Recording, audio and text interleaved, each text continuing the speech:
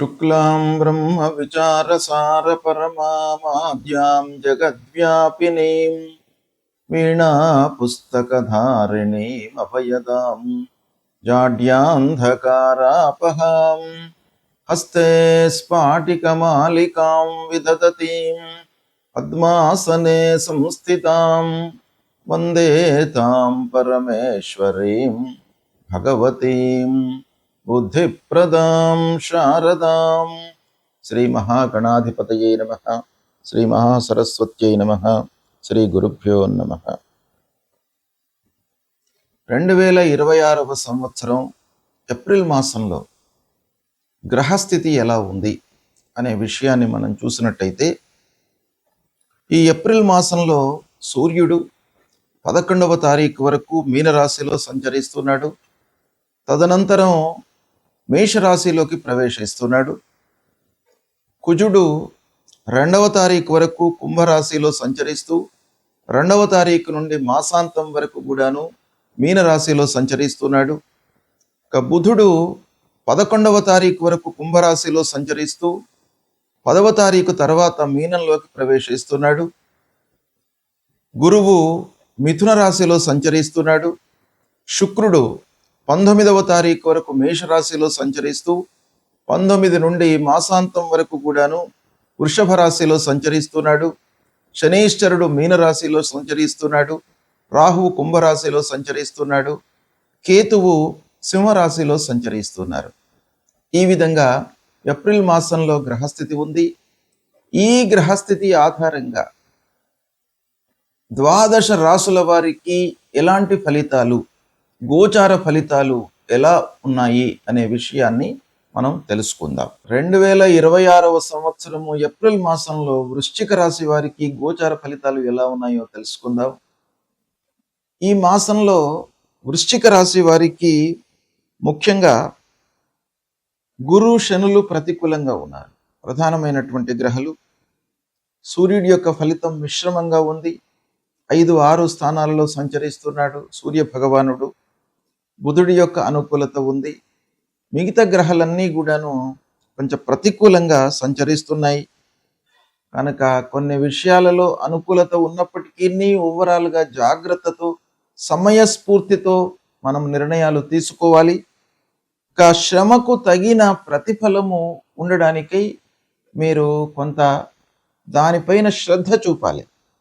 శత్రువులపై కొంత విజయం కనబడుతుంది ఓవరాల్గా వృశ్చిక రాశి వారికి. ఉద్యోగంలో మట్టుకు తాత్కాలికంగా మీకు గుర్తింపు లభిస్తుంది. ఇంతకు ముందు మీరు ఫేస్ చేసినటువంటి ప్రాబ్లమ్స్ నుండి విముక్తులవుతారు. ఈ మాసం లోపల తప్పకుండా మీకు గుర్తింపు లభిస్తుంది. దాన్ని నిలుపుకోవడానికై మీరు ప్రయత్నాలు చేయాలి. ఇక ఉద్యోగంలో మనస్సు నిలిపి సహ ఉద్యోగులతో, అధికారులతో మీరు సమన్వయంతో ముందుకు వెళ్ళడము ఈ మాసంలో అవసరము. రావాల్సినటువంటి డబ్బు వస్తుంది. పొదుపుపై మీరు మనస్సు నిలపాలి. వ్యాపారస్తులకు మట్టుకు ఈ మాసం అనుకూలంగా ఉంది. కుటుంబంలో సుఖ శాంతులు ఉన్నాయి. భార్యతో, పిల్లలతో, కుటుంబ పెద్దలతో మీరు సంతృప్తిగానే ఉంటారు. అయితే అనవసరమైనటువంటి చర్చలను విడనాడి కావలసిన మేరనే మీరు చర్చించుకుంటూ ముందుకు వెళ్ళినట్టయితే సత్ఫలితాలను పొందుతారు. ఆరోగ్యము పూర్వంతో పోల్చినట్టయితే నయమవుతుంది. దాంపత్య జీవితము సుఖమయంగా ఉంటుంది. ఈ మాసంలో ఆత్మవిశ్వాసము ఓవరాల్గా పెరుగుతుంది. ప్రయాణాలు అనుకూలిస్తాయి. స్నేహితులతో మీకు బాంధవ్యం పెరుగుతుంది. కొన్ని పనులు నెరవేరుతాయి స్నేహితులతో. అయితే ఆ స్నేహితులతో మీరు సమయాన్ని వృధా చేసేటువంటి అవకాశం కూడా ఉంది. దానిపైన మనస్సు నిలపండి. విద్యార్థులకు అనుకూలమైనటువంటి ఫలితాలు ఉన్నాయి. కొత్త అవకాశాలు వస్తాయి. ఆస్తి విషయంలో మట్టుకు తగాదాలు గోచరిస్తున్నాయి. వాహనము కొనుగోలు చేస్తారు. అయితే వాహనముల మూలకంగా, ఇంటి మూలకంగా అనవసరమైనటువంటి ఖర్చులు ముందుకు వచ్చే అవకాశాలు ఒక పక్కన కనబడుతున్నాయి. పెద్దల యొక్క సహాయ సహకారాలను తీసుకుంటారు. దైవ దర్శనము, తీర్థయాత్రలపై మనస్సు నిలుపుతారు. శుభకార్యాలు చేయడానికై అందరి యొక్క సహాయ సహకారాలు మీకు అందుతాయి. సమయము అనుకూలిస్తుంది. అభివృద్ధి పథంలో మీరు ప్రయాణం చేయడానికి అన్ని విధాలుగా కృషి చేస్తారు. ఓవరాల్గా చూసినట్టయితే మిశ్రమ ఫలితాలు ఎక్కువగా ఉన్నప్పటికీ తాత్కాలికంగా గుర్తింపుతో కొన్ని మంచి ఫలితాలను పొందే అవకాశం ఈ మాసంలో ఉంది. సద్వినియోగపరచుకోండి. గ్రహస్థితి ప్రతికూలంగా ఉన్నప్పుడు మనము చేయవలసినటువంటి కర్తవ్యాలు ప్రముఖంగా శాస్త్రంలో చెప్పబడి ఉన్నాయి. వాటిని మనము పాటించినట్టయితే ఆ గ్రహాల యొక్క అనుకూలత, అనుగ్రహము లభిస్తుంది. మరి ఏం చేయాలి మనము అని అంటే, ముఖ్యంగా ఆరోగ్యపరమైనటువంటి విషయాలపై సూర్యుడి యొక్క సంచారం ప్రభావాన్ని చూపిస్తుంది. కనుక ఆరోగ్యము కొంత ఇబ్బందికరంగా ఉన్నప్పుడు, అనవసరమైనటువంటి ఆలోచనలతో మనము సతమతమవుతున్నప్పుడు సూర్యనారాయణుణ్ణి మనము పూజించడము చాలా ముఖ్యం. అంటే సూర్యుడు నమస్కార ప్రియుడు. కనుక మనం చేయవలసింది ఏంటంటే, ప్రతినిత్యం కూడాను ఉదయాన్నే స్నానం చేసి కొద్దిగా ఎండలోకి వచ్చి సూర్యుడికి 12 వారము అని అంటే 12 సార్లు మీరు సూర్యుడికి నమస్కారం చేసుకోండి. సూర్యుడికి నమస్కారం చేస్తూ భూమికి కూడాను నమస్కారం చేయండి.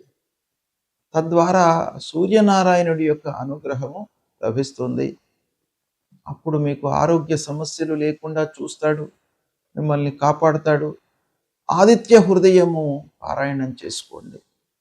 ఆదిత్య హృదయం మూలకంగా మీకు శారీరక ఇబ్బందులు లేకుండా మిమ్మల్ని ఆ సూర్యుడు కాపాడుతాడు. మూలమంత్రాన్ని జపించండి.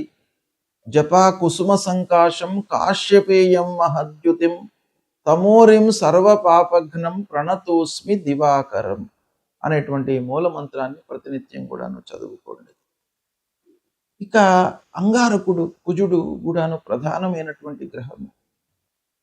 తొందరగా మనను రియాక్ట్ చేసేటువంటి గ్రహం. అనవసరమైనటువంటి విషయాల లోపల కూడాను మనను ఇన్వాల్వ్ చేసి ఆ పనులలో మనను నిమగ్నమయ్యి అనవసరమైనటువంటి ఇబ్బందులను మనకు కలిగించేటువంటి గ్రహము కుజుడు. ప్రతికూలంగా ఉన్నప్పుడు మీరు సుబ్రహ్మణ్య స్వామి దేవాలయానికి వెళ్ళడము, సుబ్రహ్మణ్యాష్టకము చదువుకోవడము. ఇక కుజుడికి సంబంధించినటువంటి మూల మంత్రం ధరణి గర్భ సంభూతం విద్యుత్ కాంచన సన్నిభం కుమారం శక్తిహస్తంచ మంగళం ప్రణమామ్యహం అనేటువంటి ఈ మంత్రాన్ని ప్రతినిత్యం కూడాను చదువుకోండి. అంగారకుడు మీకు అనుగ్రహించి అనుకూలమైనటువంటి ఫలితాలను ఇస్తాడు. ఇక బుధుడు వ్యాపారము, మన బుద్ధి, ఆలోచన, సరి అయినటువంటి నిర్ణయాలు తీసుకోవడం పైన బుధుడి యొక్క అనుకూలత చాలా అవసరం. కనుక ఆ బుధుణ్ణి అనుగ్రహము కొరకై విష్ణుమూర్తిని స్మరించండి. విష్ణు సహస్రనామ పారాయణం చేసుకోండి ప్రతినిత్యం కూడాను. ఇకపోతే గురువు ప్రధానమైనటువంటి గ్రహము. గురు ప్రతికూలంగా ఉన్నప్పుడు సద్గురువులను సందర్శించుకోండి. దక్షిణామూర్తి స్తోత్ర పారాయణాన్ని చేయండి. దత్తాత్రేయ స్వామి దేవాలయానికి వెళ్ళండి. దేవానాంచ ఋషీణాంచ గురుం కాంచన సన్నిభం వందనీయం త్రిలోకానాం తం నమామి బృహస్పతిం అనేటువంటి మూల మంత్రాన్ని ప్రతినిత్యం కూడాను చదువుకోండి. ఆ గురువు యొక్క అనుగ్రహము మీకు లభిస్తుంది. అదేవిధంగా శుక్రుడు మనకు అన్ని విధాలుగా సంతోషాన్ని కలిగించేటువంటి గ్రహం. కాబట్టి ఆ శుక్రుడి యొక్క అనుగ్రహం కొరకు మీరు ఏం చేయాలి? మహాలక్ష్మి అష్టకాన్ని ప్రతినిత్యం కూడాను చదువుకోండి. తద్వారా శుక్రుడి యొక్క అనుగ్రహం లభిస్తుంది.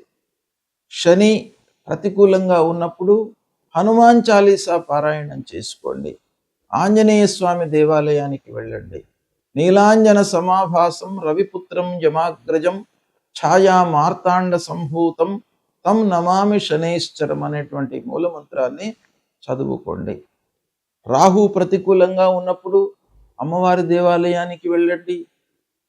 రాహు మూలకంగా మనకు ఎన్నో ఇబ్బందులు, భయము, ఆందోళన ఇలాంటివన్నీ కూడాను కలిగే అవకాశాలు ఉంటాయి. ఛాయాగ్రహము మనిషి కంటే కూడాను ఛాయ అనేటువంటిదే చాలా మనకు ప్రధానంగా మనను ఇబ్బంది పెట్టేటువంటి గ్రహము. కనుక అమ్మవారిని దర్శించుకోండి. అర్ధకాయం మహావీర్యం చంద్రాదిత్య విమర్దనం సింహికా గర్భ సంభూతం తం రాహుం ప్రణమామ్యహం అనేటువంటి మంత్రాన్ని ప్రతినిత్యం చదువుకోండి. ఇక కేతువు మీకు ప్రతి విషయం లోపల కూడాను ఒక విరక్తి భావనను కలిగించేటువంటి గ్రహము. ప్రతికూలంగా ఉన్నప్పుడు తప్పకుండా మీ లోపల వైరాగ్యాన్ని ఇస్తాడు. అంటే ఆ పని పైన మీకు అశ్రద్ధను కలిగిస్తాడు. శ్రద్ధ అనేటువంటిదే చాలా ముఖ్యమైనటువంటిది. ఇంట్రెస్ట్ ఉంటే మనకు మార్గాలు ఉంటాయి. కాబట్టి ఆ కేతువును మీరు అనుకూలం చేసుకోవడానికై గణపతిని స్మరించండి. గణపతి దేవాలయానికి వెళ్ళండి. ఫలాశ పుష్ప సంకాశం తారకా గ్రహమస్తకం రౌద్రం రుద్రాత్మకం ఘోరం తం కేతుం ప్రణమామ్యహం అనేటువంటి మూల మంత్రాన్ని జపించండి. మీకు తప్పకుండా ఈ గ్రహాలకు సంబంధించినటువంటి దుష్ప్రభావము దూరమవుతుంది. ఆ భగవంతుడి యొక్క అనుగ్రహం లభిస్తుంది. భగవంతుణ్ణి నమ్ముకోండి. మీపై మీ విశ్వాసాన్ని పెంచుకోండి. అంటే ఆత్మవిశ్వాసాన్ని పెంచుకోండి, పరమాత్మను కొలవండి. తప్పకుండా మీకు శుభ ఫలితాలు కలుగుతాయి. శుభం.